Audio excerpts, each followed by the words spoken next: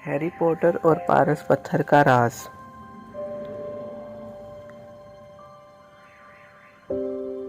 बाब अव्वल। लड़का जो बच गया। प्राइवेट स्ट्रीट के मकान नंबर 4 में रहने वाले मिस्टर और मिसेस डिस्ली बड़े फ़ख्र से कहा करते थे, हम तो पूरी तरह के मिसाली लोग हैं। कोई ये सोच भी नहीं सकता था कि उनका किसी किस्म के पुरअसरार या सनसनीखेज़ हालात से पाला पड़ सकता है। शायद इसकी वजह यही थी कि वो लोग इस किस्म की बेतुकी बातों से हमेशा अपना दामन बचाते थे। मिस्टर डिस्ली ग्रिंग्स नामी कंपनी के सरबराह थे जो खुदाई का काम करती थी। वो खासे मोटे और कवील जिस्म शख्स थे और उनकी गर्दन तो जैसे थी ही नहीं।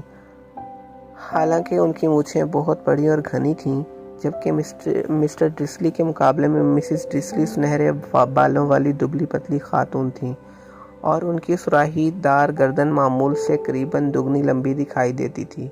इत्तेफाक की बात कह सकते हैं कि यह लंबी गर्दन उनके लिए बड़े काम की चीज़ थी, क्योंकि वो अक्सर अपने बागीचे की बाड़ के दूसरी तरफ ताक झांक करने और पड़ोसियों की टोह में रहने अपना बेशतर वक्त ज़ाया कर देती थीं। उनका एक छोटा सा बेटा था जिसका नाम डिडली था। मिस्टर और मिसेस डिस्ली का हतमी फैसला था कि डिडली से प्यारा, उम्दा और होनहार बच्चा पूरी दुनिया में कहीं पैदा नहीं हो सकता। उनके पास वो सब कुछ था जिसकी वो ख्वाहिश रखते थे, लेकिन उनकी ज़िंदगी में एक गहरा राज छुपा हुआ था। वो उन्हें हमेशा खौफज़दा किए रखता था। उन्हें हर वक्त ये खौफ सताता रहता था कहीं लोगों पर यह राज मुनकशिफ न हो जाए। वो इस बात का तसव्वुर भी नहीं कर सकते थे कि अगर किसी को पॉटर घराने के साथ उनकी रिश्तेदारी की भनक भी पड़ गई तो फिर क्या होगा। मिसेस पॉटर मिसेस डिस्ली की सगी बहन थी, लेकिन वो कई सालों से एक दूसरे से नहीं मिली थीं। सच्ची बात तो यह थी, मिसेस डिस्ली सबको हमेशा यही बताती थीं उनकी बहन है ही नहीं। इसकी वजह यह थी कि उनकी बहन और उनका निकम्मा शौहर हर लिहाज से उनसे अलग थलग थे, जितना अलग थलग होना मुमकिन था। ये सोचकर ही मिसेस डिस्ली के होश उड़ जाते थे कि अगर मिस्टर और मिसेस पॉटर किसी कभी भूले से भी उनके मोहल्ले में आ गए तो उनके पड़ोसी क्या सोचेंगे। वो जानते थे कि उनका छोटा सा बच्चा भी था, लेकिन उन्होंने उसे कभी नहीं देखा था। इस बच्चे को भी एक बड़ी वजह कहा जा सकता था जिसके बायस वो हमेशा पॉटर घराने से दूर रहते थे। शायद वो इस बच्चे के असरात से अपने होनहार डडली को महफूज रखना चाहते हों। उनकी पूरी कोशिश थी कि उनका होनहार बच्चा कभी भी इस किस्म के बच्चों से मेल जोल ना रखे। हमारी कहानी वहाँ से शुरू होती है जब मिस्टर और मिसेस डिस्ली इस बोझल और उदास मंगल के दिन सोकर बेदार हुए। बादलों से भरे हुए आसमान को देखकर कोई भी ये नहीं सोच सकता था कि पूरा मुल्क अजीबोगरीब किस्म के भयानक हादसात की लपेट में आने वाला है। मिस्टर डिस्ली ने गुनगुनाते हुए दफ्तर जाने की तैयारी शुरू कर दी और अलमारी में से सबसे बेजार कुन टाई निकाली। मिसेस डिस्ली चहकते हुए इधर उधर की बातें करती रहीं। उसके साथ साथ वो गुलगुला मचाते हुए नन्हे डडली को ऊंची कुर्सी में बिठाने की कोशिश में इसके साथ ज़ोरदार किस्म की कुश्ती भी करती दिखाई दे रही थी। इनमें से किसी को भी वो दिल दहलाने वाला मंजर नहीं दिखाई दे पाया कि एक बड़ा सा उल्लू अपने पैरों को ज़ोर से फड़फड़ाता हुआ उनके सामने वाली कुर्सी से आगे से गुजर गया था। ठीक 8:30 बजे मिस्टर डिस्ली ने अपना दफ्तरी ब्रीफ केस उठाया, बेढंगी सी मुस्कुराहट से अपनी बीवी को अलविदा कहा और झुककर अपने प्यारे बेटे डडली का गाल चूमने की कोशिश की, मगर उन्हें नाकामी का सामना करना पड़ा, क्योंकि डडली ने उस वक्त झुंझलाया हुआ दिखाई देता था ने अपना नाश्ता बुरी तरह से इधर उधर पटक दिया था। शैतान कहीं का। मिस्टर डिस्ली ने घर से निकलते हुए लाड भरी नज़रों से उसकी तरफ देखा था।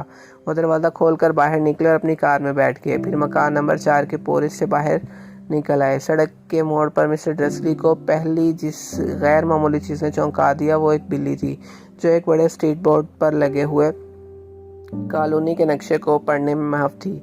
एक लम्हे के लिए मिस्टर डिस्ली ये नहीं समझ पाए कि उन्होंने क्या देखा। फिर उन्होंने सर झटका और दोबारा उसी समत में देखा। एक भूरी बिल्ली प्राइवेट स्ट्रीट के मोड़ पर खड़ी थी, लेकिन नक्शा कहीं भी दिखाई नहीं दे पाया। उसके दिमाग में भी कैसे अनोखे ख्यालात जन्म लेते रहते हैं। मुमकिन है तेज़ चमक की वजह से उनकी निगाहों को धोखा हुआ हो। मिस्टर ड्रेसली ने आंखें झपकाईं और बिली को घूरा।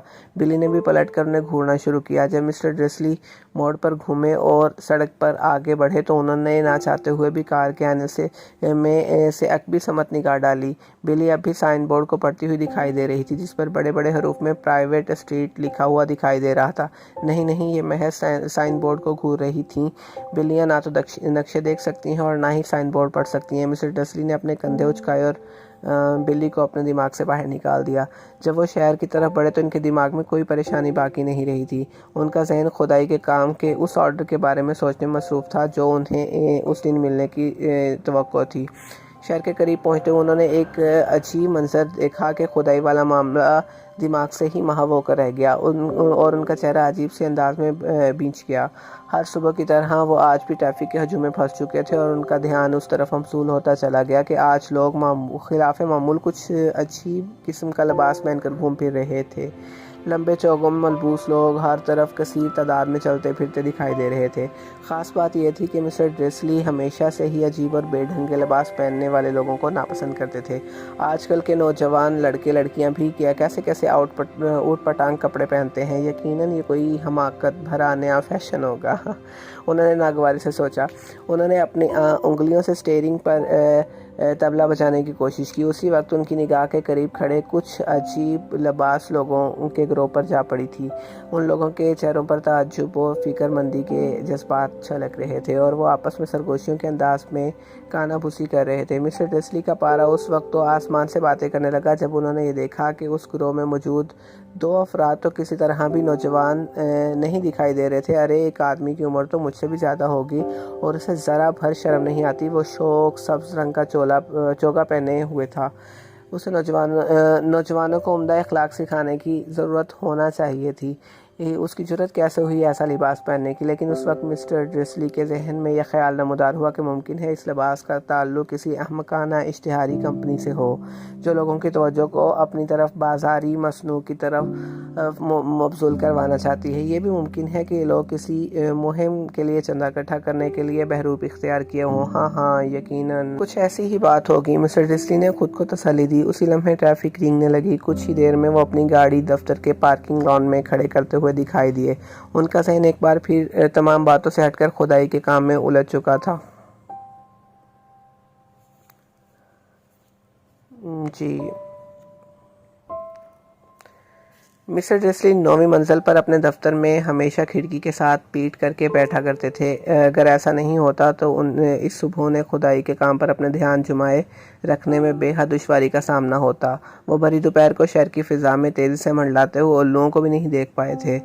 लेकिन नीचे सड़क पर खड़े राहगीर उन उल्लुओं को देखकर हैरान और परेशान थे। जब एक के बाद एक उल्लू तेज़ी से फड़फड़ाते हुए इधर उधर उड़ते चले जाते थे। कई राहगीरान उनकी तरफ उंगलियों से इशारा कर रहे थे और कुछ लोग तो हैरत से मुंह फाड़े तक के जा रहे थे। इनमें से ज़्यादातर अफराद ने तो रात में भी कभी उल्लू नहीं देखा था। बहरकैफ मिस्टर ड्रेसली की सुबह हस्ब मामूल अंदाज में गुजर गई, जिनमें उल्लुओं का दूर दूर तक नामो निशान नहीं था। उन्होंने दफ्तर के 5 मुलाजमीन की डांट टपट की, कई ज़रूरी फ़ोन कॉल किए और वो फ़ोन पर भी हस्ब आदत चीखते चिल्लाते रहे। दोपहर के खाने के वक्त तक वो बहुत खुशगवार दिखाई दे रहे थे। खाने के बारे में उन्होंने सोचा कि वो सामने सड़क की दूसरी तरफ वाक़या बेकरी की दुकान से अपने लिए मीठी डबल रोटी ले आएं। इसके लिए हाथ पाँव को सीधा करने का मौका मिल जाएगा। वो चौकों में मलबूस अफराद के बारे में बिल्कुल भूल चुके थे, लेकिन बेकरी की तरफ जाते हुए मिस्टर ड्रेसली को एक बार फिर नापसंदीदा लिबास वाले अफराद दिखाई दिए। उनके करीब से गुजरते हुए मिस्टर ड्रेसली ने शोलाबार नज़रों से उन्हें घूरा। न जाने क्यों उन लोगों के बारे को दोबारा देखने पर वो किस कदर परेशान हो गए थे। ये लोग भी ताज्जुब और परेशानी में मुब्तला दिखाई दिए, जो आपस में सरगोशियों में बातें करने में मसरूफ़ थे। उनके हाथों में चंदा मांगने वाला कशकोल भी दिखाई नहीं दे रहा था। वापस लौटते वक्त मिस्टर ड्रेसली के प्लास्टिक के थैले में एक बड़ी मीठी डबल रोटी दिखाई दे रही थी। जब मिस्टर ड्रेसली एक बार फिर इन लोगों के करीब से पहुँचे तो उन्हें उनकी गुफ्तगू के कुछ टूटे फूटे जुमले सुनाई दिए। पोटर घराना, हाँ सही है, मैंने सुना है, हाँ उनका बेटा हैरी। मिस्टर ड्रेसली के पैरों को जैसे लकवा मार गया था। खौफ के मारे उनके होंठ उड़ रहे थे। उन्होंने कानाफूसी करने वालों की तरफ इस तरह देखा जैसे वो उनसे कुछ दरियाफ्त करना चाहते हो, मगर फिर उन्होंने उसी में अपनी भलाई समझी कि ऐसा ना किया जाए। उन्होंने हड़बड़ाहट में सड़क के पार दौड़ लगा दी और धड़ाते हुए अपने दफ्तर में दाखिल हुए। उन्होंने दफ्तर पहुंचते ही जो काम सबसे पहले किया वो ये था कि उन्होंने कड़े अल्फाज में अपने सेक्रेटरी को हुक्म दिया कि वो कुछ देर आराम करना चाहते हैं, लिहाजा उनके आराम में किसी किस्म का कोई खलल ना डाला जाए। डबल रोटी का थैला एक तरफ डालते हुए टेलीफोन की तरफ झपटे और रिसीवर उठाकर अपने घर का नंबर मिलाने लगे। जो ही नंबर मिलाने का काम तकमील को पहुंचा, उनका इरादा बदल गया और फिर उन्होंने हाथ मारकर क्रेडल दबा दिया। उन्होंने रिसीवर दोबारा नीचे रखा और अपनी मूंछों पर हाथ फेरने लगे। वो सोच रहे थे, नहीं नहीं, ये भी कितनी बड़ी बेवकूफ़ी करने जा रहे थे। पोर्टर नाम के बहुत से लोग होते हैं। उन्हें यकीन था पोर्टर नाम के ऐसे भी कई लोग हैं जिनके बेटे का नाम हैरी हो सकता है, और अगर देखा जाए तो उन्हें यह भी दुरुस्त तौर पर मालूम नहीं कि उनके नन्हे मुन्ने भांजे का नाम वाकई ही हैरी था। उन्होंने तो इसे कभी देखा भी नहीं था। उनका नाम हार्वे या हेराल्ड भी तो हो सकता था। मिस्टर ड्रिस्ली को परेशानी में मुब्तला करने से क्या होता। अपनी बहन का नाम सुनते ही वो हमेशा बेहद परेशान हो जाया करती थी, और इसमें मिसेस ड्रिस्ली की क्या गलती थी कि अगर उनकी बहन इस तरह की होती। लेकिन फिर भी जोगा पहने लोग। वो दोपहर खुदाई के काम पर तवज्जो मबसूल किए रखने में उन्हें खासी दुश्वारी का सामना हुआ। जब वो 5 बजे दफ्तर का काम निपटाकर इमारत से बाहर निकले तो फिक्रमंदी में ऐसे डूबे थे कि गेट से निकलते ही एक शख्स से टकरा गए। माफ़ कीजिए, मिस्टर डिस्ली हड़बड़ाहट के आलम में बोले थे, क्योंकि उनका भारी भरकम जिस्म से टकराने के बाद एक ठिगना और बदसूरत आदमी तकरीबन ज़मीन बोस हो चुका था। कुछ सेकंड के बाद मिस्टर डिस्ली की तवज्जो उस तरफ मबसूल हुई कि उस ठिगने शख्स ने भी अर्गवानी रंग का चोगा पहन रखा था। टकराने और ज़मीन पर तकरीबन गिर जाने के बावजूद भी उस ठिगने शख्स के चेहरे पर नाराज़ी या किसी किस्म की परेशानी का कोई आसुर दिखाई नहीं देता था। खिलाफ मामूल उसके चेहरे पर गहरी मुस्कान तैर रही थी। उसने उठने की कोशिश की। कोई बात नहीं, आज मुझे कोई भी चीज़ परेशान नहीं कर सकती। खुशियाँ मनाओ, क्योंकि तुम जानते हो कौन आखिरकार अब दफ़ा हो गया है। आज का दिन इतनी खुशी का है कि जैसे तुम्हारे जैसे मागल को भी जश्न मनाना चाहिए। मैं यहाँ पर एक जो है वो इसका डिटेल में जाना चाहता हूँ कि मागल जो है वो आम इंसानों के लिए बोला जाता है जादूगरों के मुकाबले में। तो दोबारा से कहानी की तरफ लौटते हैं। कोई बात नहीं, आज मुझे कोई भी चीज़ परेशान नहीं कर सकती। खुशियाँ मनाओ, क्योंकि तुम जानते हो कौन आखिरकार अब दफ़ा हो गया है। आज का दिन इतनी खुशी का है कि तुम्हारे जैसे मागल को भी जश्न मनाना चाहिए। उसने अपनी चनचनाती हुई, कपकपाती हुई, कांपती हुई आवाज़ में कहा, और उसकी आवाज़ इतनी अजीब थी कि आसपास के लोग उसे घूरने लगे। उस बदशख्स ठिगने शख्स ने उठकर मिस्टर डिस्ली की कमर पर हाथ डालकर उन्हें गले लगा लिया और वहाँ से चल दिया। मिस्टर डिस्ली हक्का बक्का किसी दरख्त की मानद वहाँ खड़े रह गए। ऐसा लग रहा था जैसे उनके पाँव ज़मीन से चिपक गए हों। एक अजनबी शख्स ने ना सिर्फ उन्हें गले लगाया था, बल्कि वो उन्हें मागल भी कह रहा था। इस लफ्ज़ का चाहे वो जो भी मतलब होता हो, मगर उनके दिमाग की चूलें तो हिल गई थीं। वो लड़खड़ाते हुए कदमों से अपनी कार की तरफ लपके और घर की तरफ चल दिए। उन्हें कभी उम्मीद थी कि सब बातें महज कयासियात के अलावा और कुछ नहीं। ये सच था कि इस किस्म की उम्मीद उन्होंने आज से पहले कभी नहीं बांधी थी, क्योंकि वो तख़य्युल की उड़ान को सिरे से ही पसंद नहीं करते थे। जब अपने घर के पोर्च के अंदर दाखिल हुए तो उन्होंने जो पहली चीज़ देखी, उसे देखकर उनका दिमाग और ख़राब हो गया। जिस पूरी बिल्ली को उन्होंने सुबह देखा था वो उनके बागीचे की मंडेर पर बैठी थी। उन्हें कामिल यकीन था कि ये वही बिल्ली है, क्योंकि उसकी आंखों के चारों तरफ से उसी तरह के निशानात थे। मिस्टर डिस्ली ने गुर्राती हुई आवाज़ से उसे हनकारा भरा। बिल्ली टस से मस नहीं हुई थी। इसके बावजूद उसने मिस्टर डिस्ली की तरफ घूर कर देखा। मिस्टर डिस्ली हैरान रह गए। क्या ये आम बिल्लियों जैसा अंदाज था? वो अपने आप को संभालते हुए दाखिली दरवाजे की तरफ बढ़े और घर में दाखिल हो गए। वो पुख्ता अज़म किए हुए थे कि पोर्टर घराने के बारे में सुनी गई चमगोइयों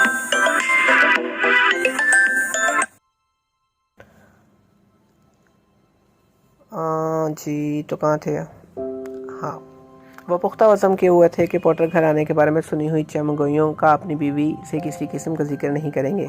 मिस्टर डिस्ली का दिन बेहद उम्दा और मिसेस डिस्ली का दिन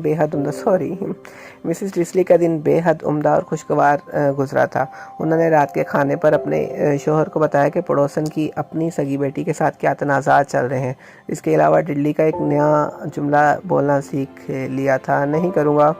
मिस्टर डिस्ली ने खुद पर काबू रखते हुए इत्मीनान बख्श अंदाज में इख्तियार करने की कोशिश की थी। जब डडली को सुलाया गया तो वो मुतमईन अंदाज में ड्राइंग रूम की तरफ बढ़े ताकि वो टेलीविज़न पर रात का ख़बरनामा देख सकें। उन्होंने टीवी चलाया तो ख़बरनामा जारी था। मिस्टर डिस्ली इत्मीनान से बैठकर खबरें सुनने लगे और आखिर में हर जगह के लोग बता रहे थे कि इस मुल्क के उल्लुओं की हरकतें आज बहुत अजीब थीं, क्योंकि उल्लू आमतौर पर रात को ही शिकार करते हैं और दिन की रोशनी में शायद ही कभी दिखाई देते हैं, लेकिन आज सूरज निकलने के बाद से सैकड़ों उल्लू हर समत से उड़ते दिखाई दिए। माहिरीन अभी तक इस बात का सुराग नहीं लगा पाए कि उल्लुओं ने अचानक अपनी नींद के औकात क्यों कर बदल डाले हैं।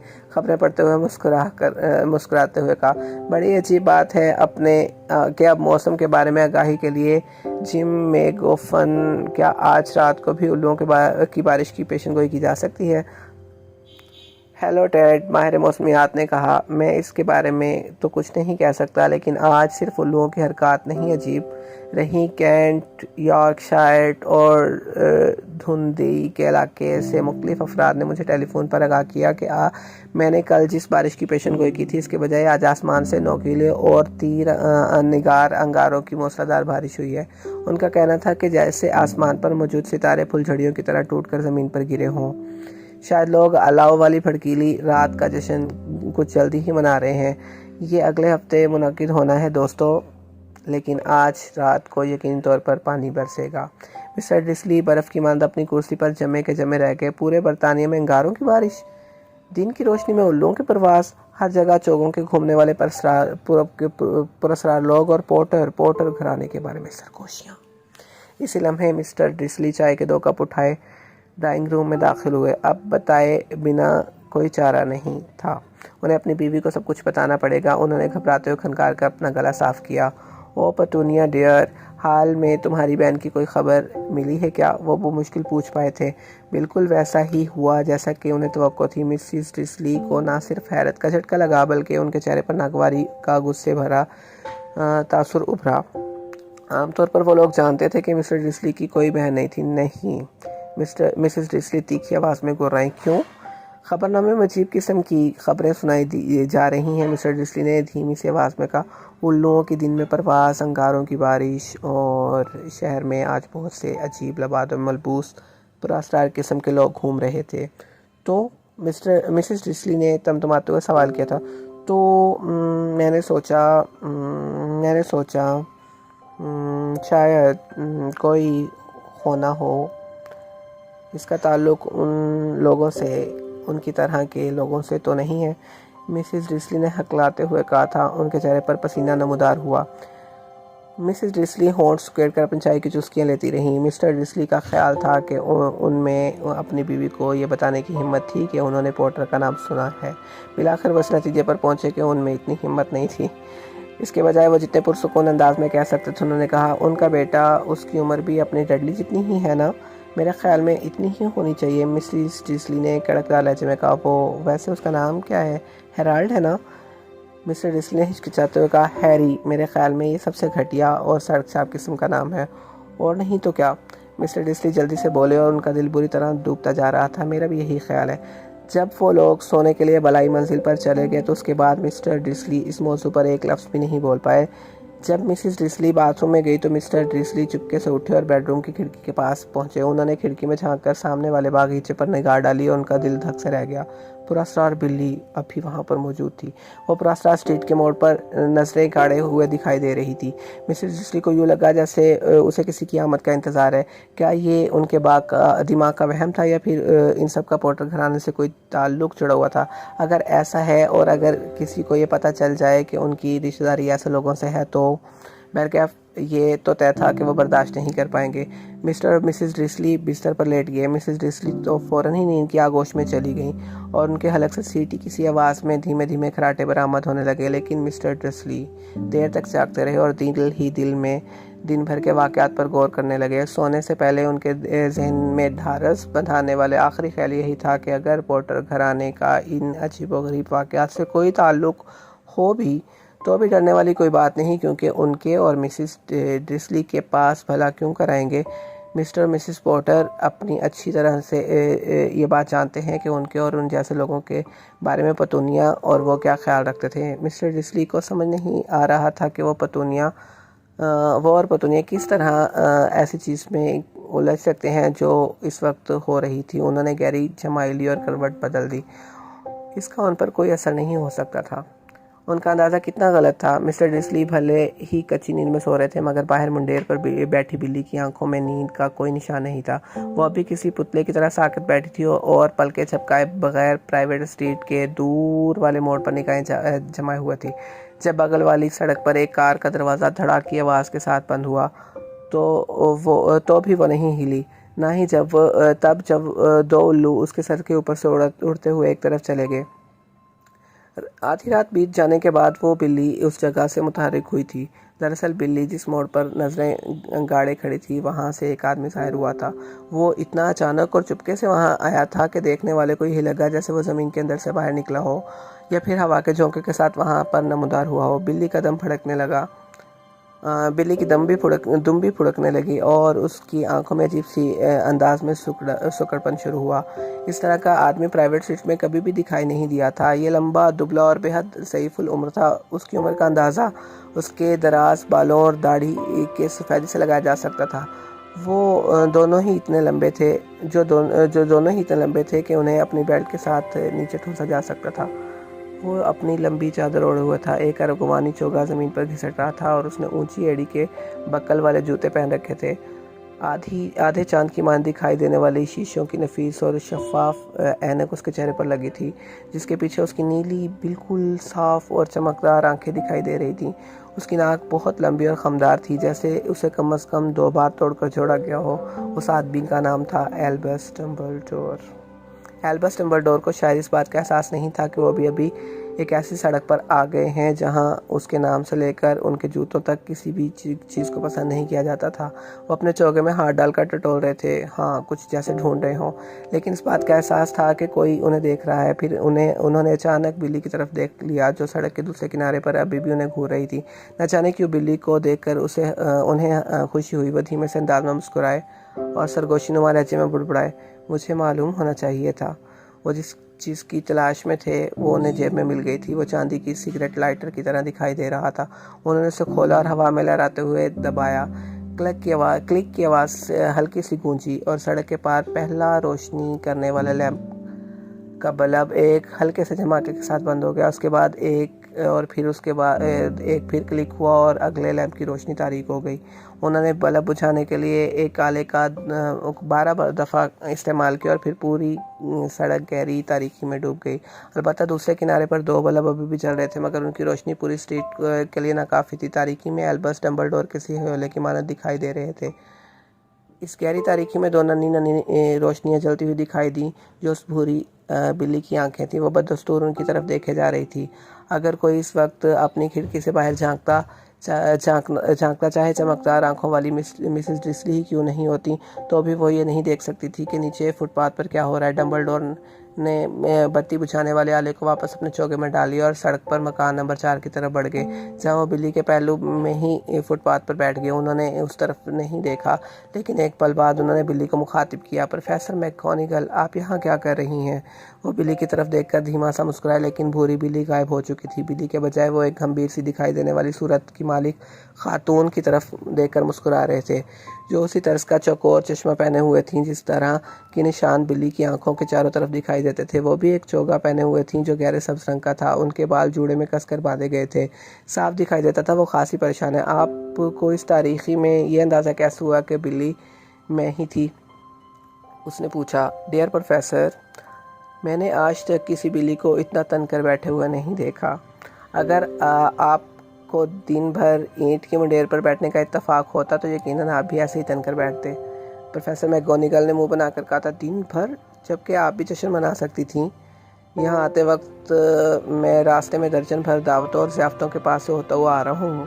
प्रोफेसर मैकगोनागल गुस्से से गुर्राई। अरे हाँ, सब जश्न मना रहे हैं, उन्होंने बेचैन होकर कहा। वैसे अक्लमंदी इसी में होती, वो सब थोड़े मोहतात रहते, मगर ऐसा नहीं हुआ है। हद हो गई है। आज तक यहाँ तक के मागल भी जान चुके हैं कि कोई अजीबोगरीब वाक़या पेश आया है। उनके ख़बरनामे में तरह तरह की खबरें गर्दिश कर रही हैं।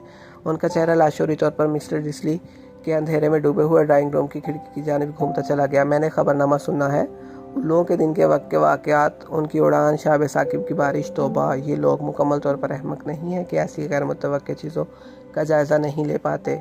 इन्हें मालूम होना ही था। कैंट में शाब साकिब की बारिश में पूरे वसूख से कह सकती हूँ, ये डेडलॉस डीगल का काम हो सकता है। उसके कोर दिमाग में रत्ती भर अकल नहीं है। आप उन्हें क्यों इल्ज़ाम दे रही हैं? डम्बलडोर ने नरमी से कहा। 11 साल से हमारे पास जश्न मनाने की कोई वजह बाकी ही नहीं थी। मैं सब जानती हूँ, प्रोफेसर मैगोनिगल ने चिढ़ते हुए कहा, लेकिन इसका मतलब ये नहीं है कि हम लोग बेवकूफ़ी पर उतर आए।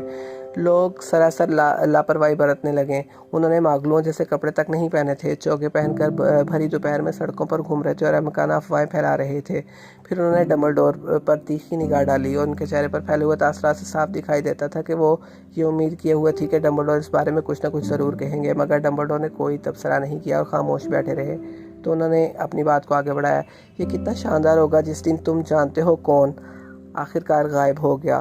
ठीक उसी दिन मागलों को हमारे बारे में पता चल जाए। मुझे लगता है वो सचमुच जा चुका है ना डम्बलडोर?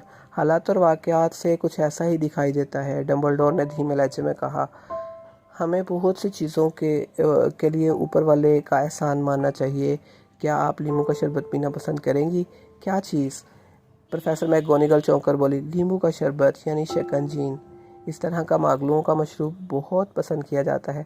नहीं शुक्रिया, प्रोफेसर मैगोनिगल ने सदमोरे से जवाब दिया। उनके चेहरे के तासुरात देखकर ये महसूस होता था कि वो शायद ये कहना चाहती हैं कि भला ये भी कोई वक्त है लीमू का शरबत पीने का। फिर वो सर झटक कर बोली, अगर तुम जानते हो कौन चला भी गया हो। डियर प्रोफेसर, डम्बलडोर ने बीच में उनकी बात उछक ली, कम से कम आप जैसी समझदार खातून को तो उसका नाम लेना चाहिए। ये तुम जानते हो कौन की गर्दान छोड़िए। मैं 11 साल से लोगों को ये समझाने की भरपूर कोशिश कर रहा हूँ कि वो उसे उसके असली नाम से पुकारें, वोल्डेमॉर्ट। नाम सुनते ही प्रोफेसर मैगोनिगल 2 कदम पीछे हटी, जैसे ये कोई नाम ना हो, कोई कोड़ा हो। डम्बलडोर उनकी हरकत से बेपरवाह अपने चौके में लीमू का शरबत के टीन निकालने में मसरूफ़ थे। शायद इसलिए वह प्रोफेसर मैगोनिगल का चेहरा नहीं देख पाए थे। उन्होंने अपनी बात आगे बढ़ाई। अगर हम ये कहते रहें तुम जानते हो कौन, तो समझना बहुत मुश्किल हो जाता है। मुझे कभी ऐसा नहीं लगा वोल्डेमॉर्ट का नाम लेने में डरने की कोई वजह मौजूद हो सकती है। मैं जानती हूँ कि आप नहीं डरते, प्रोफेसर मैगोनिगल ने धीरे लहजे में कहा। उसके अंदाज से आया था कि वो किस कदर डम्बलडोर की तारीफ़ या किस कदर अपनी उलझन का इजहार कर रही थी। आपकी बात बिल्कुल अलग है। सब जानते हैं आप ही वो अकेले फ़र्द हैं जिससे तुम जानते हो कौन वो अच्छा वोल्डेमॉर्ट डरता है। आप ज़रूरत से ज़्यादा मेरी तारीफ़ कर रही हैं प्रोफेसर। वोल्डेमॉर्ट के पास ऐसी कई क़ुव्वतें मौजूद हैं जो मुझ में पैदा नहीं हो सकती, डम्बलडोर ने इत्मीनान से कहा था। इसलिए तो आप बाकमाल और अजीम किरदार के मालिक हैं कि आप उन क़ुव्वतों को पहचानते हुए भी उन्हें हासिल करने की कोशिश नहीं करते और ना ही इनका सहारा लेना चाहते हैं। हालांकि आप उन्हें आसानी से हासिल कर सकते हैं, प्रोफेसर मैगोनिगल ने शाइस्तगी वाले लहजे में कहा था।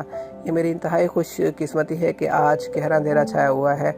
मैं तब से इतना कभी भी नहीं शर्माया जब मैडम पाम्फ्री ने मेरे नए मफलर की तारीफ़ की थी। प्रोफेसर मैगोनिगल उन्हें घूर कर देखने लगी। उल्लुओं की बात छोड़िए, इससे भी कई रफ्तार अफवाहें चारों तरफ गर्दिश कर रही हैं। आप जानते हैं कि लोग क्या कह रहे हैं? वो क्यों गायब हो गया? आखिरकार किस चीज़ ने उसे रोक दिया? ऐसा लगता है जैसे प्रोफेसर मैगोनिगल इस मामले पर पहुंच गई थी जिस पर गुफ्तगू करने के लिए वो सबसे ज़्यादा बेचैन थी।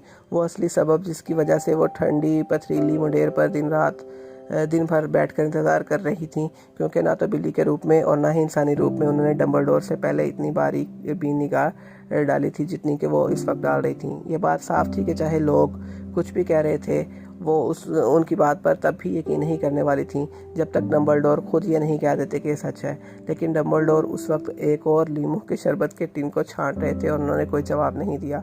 प्रोफेसर मैगोनिगल ने किसी कदर जोर देते हुए इस बात को जारी रखा। लोग कह रहे हैं कि वोल्डेमॉर्ट कल रात गोड्रैग हालों में पोटर ख़ानदान की तलाश में गया था। अफवाह यह थी कि लिली और जेम्स पोटर, वो लोग अब इस दुनिया में नहीं रहे।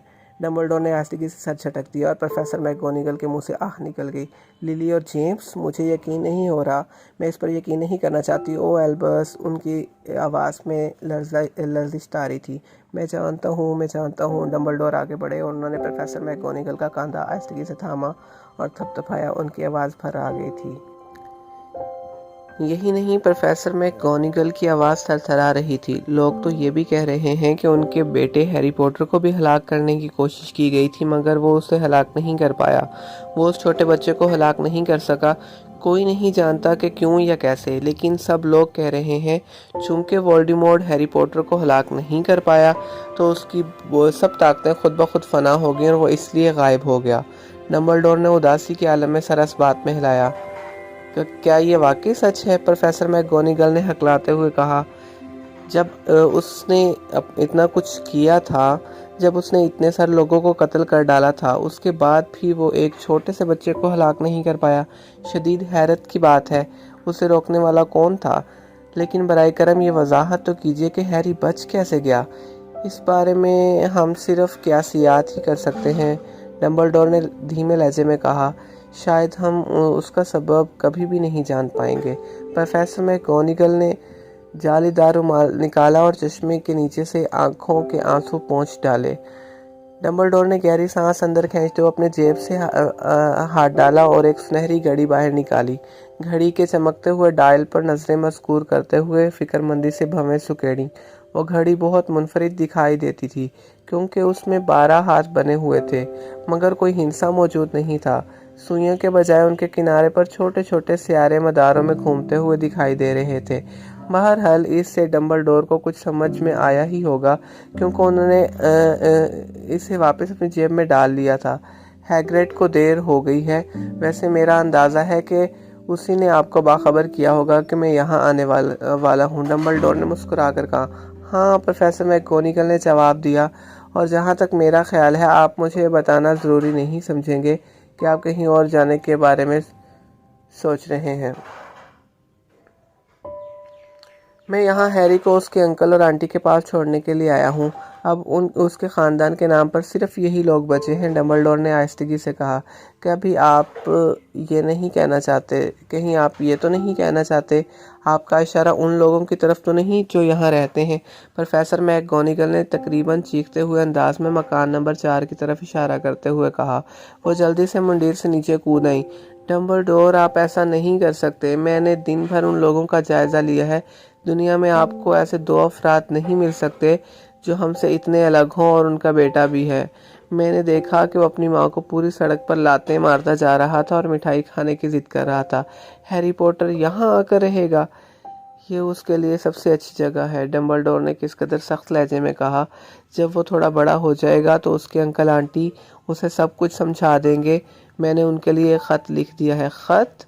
मैकगोनागल ने मरी हुई आवाज़ में दोहराया और एक बार फिर मुंडेर पर बैठ गई। डम्बलडोर, क्या आपको वाकई भरोसा है कि आप उन लोगों को एक ख़त के ज़रिए वो सारी बातें समझा पाएंगे?